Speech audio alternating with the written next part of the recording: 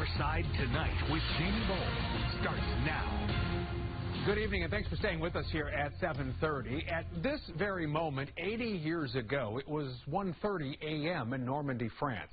Imagine the scene, dark, chaotic, evidence of a frightening loss of life everywhere. The Allies' D-Day invasion of the beaches had begun almost 20 hours earlier.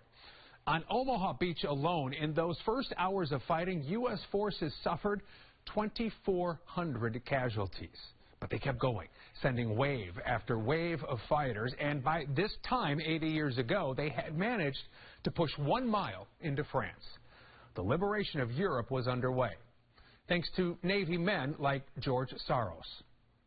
When we landed on the beach on D-Day, we had tanks, armor patrol trucks and all that, but we couldn't hit the beach right away because we were between two battle wagons, and then there was a troop transport ship on the right. Finally, at 1 o'clock, the beach was cleared, and we had orders to hit the beach. An anniversary like this is the kind of day when politicians gather to give speeches. And while the rhetoric can be powerful and meaningful, it's who they're talking about that matters, the George Soroses of the world. More from him in a moment. But first, we do want to share some of what happened in France today.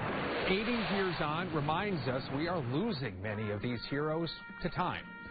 Those who made the trip were honored, they were thanked. They also remembered their experiences, the parts that still haunt, the parts that provided hope.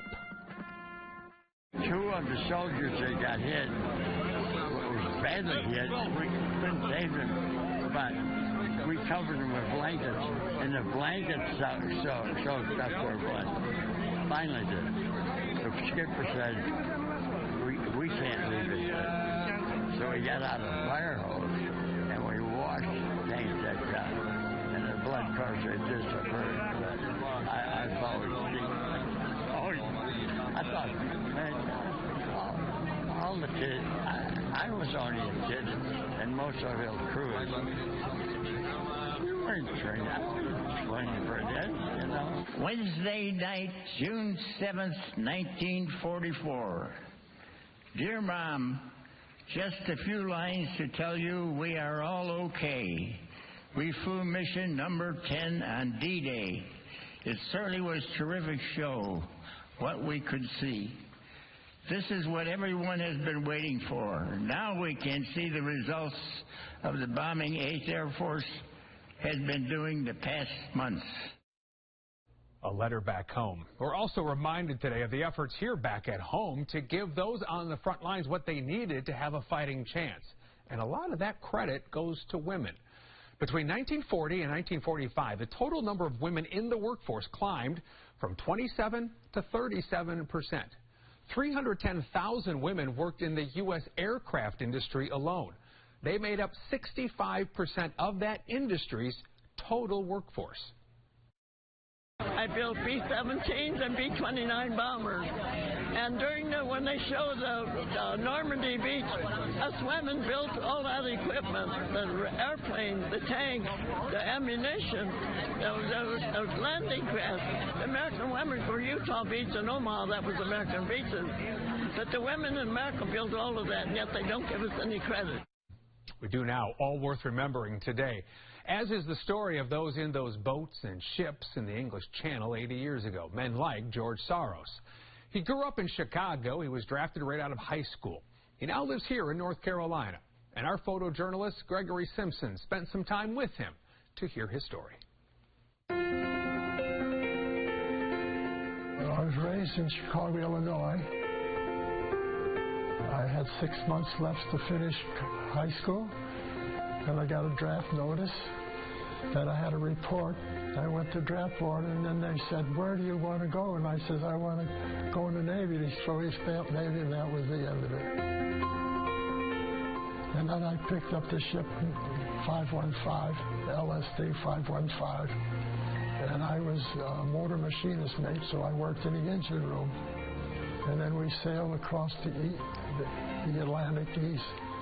And we had to be careful because we were going through icebergs and that. We had to have 2 guys on the bow watch for icebergs and for submarines. remember when I turned 19, we just passed Ireland. And then I landed in England, in Southampton, England. That was our base there for several of our LSTs right there. My name is George Saris. I was on ship LST 515. I landed on D-Day, June 6, 1944. 350 feet long. She's 50 feet wide. Her bow doors open, and then the brake goes down, and that's when you land on the beach. So when you land on the beach, you open your bow doors and you lower the ramp, and then you let the troops out or tanks, whatever they needed. When we landed on the beach on D-Day, we had tanks, armor patrol trucks, and all that. And we went unloaded, and we stayed there, and then all the ambulance started to come over, and we were starting to take all the wounded and putting them on the tank deck. So after we filled up there, we waited there, and then late at night, we got a couple of our parachuters that dropped before at 1 or 2 o'clock in the morning. We picked them up, and then we sailed back to England, took all these wounded people into the hospital. Then we loaded up again, and then went back to England, to France, on the beach again. We made 65 trips across the English Channel. But the first waves that went into the beach, we lost 4,000 or 5,000 guys. That's how bad it was. We spent 33 months in the Navy. I stayed there until the war was over. Made trips back to England, from England back to France. And I remember when we used to sail back to England, I could see the buzz bombs going over to England. Yeah. And we had to worry about torpedoes. But we didn't have no choice. Uncle Sam needed. But we didn't have no choice. And I think about those guys. Yeah. And I'm so fortunate to think that the Lord watched over us. Uncle Sam needed him, and they went. Heroes, all of them. We're on your side tonight now, looking to the skies. Every single day, more than 100,000 people travel in and out of Charlotte Douglas International Airport. Even if you don't have an airline ticket, the adventure of flying can be experienced while on the ground. How is that? Well, through an activity called plane spotting. It's much like bird watching. You watch the movement of every aircraft as it takes off on airport runways. Many find it to be therapeutic. It's so relaxing, so peaceful. When I was a little kid, we used to watch planes. So this is just like bringing me back to when I was a little kid. Yeah, Sharon Robinson, she was upset when she learned the Charlotte Overlook was closing 2 years ago. Well, now she has a new space to enjoy her hobby. Charlotte Douglas International Airport just unveiled its permanent new overlook. It's at 5130 Airport Overlook Drive, not far from the previous site. Chief Infrastructure Officer for Charlotte Douglas, Jack Christine, says it's a 600,000 square foot space with several attractions. Very different than what our previous overlooks have been, which essentially has been a parking lot. This is much more of a destination, we believe, where we have playground equipment that you can see behind me. We have static aircraft display. We have a memorial to Flight 1016 that had an incident back in July of 1994. Lots of areas for you to watch the aviation activity, the airport activity, all three sides of the overlook.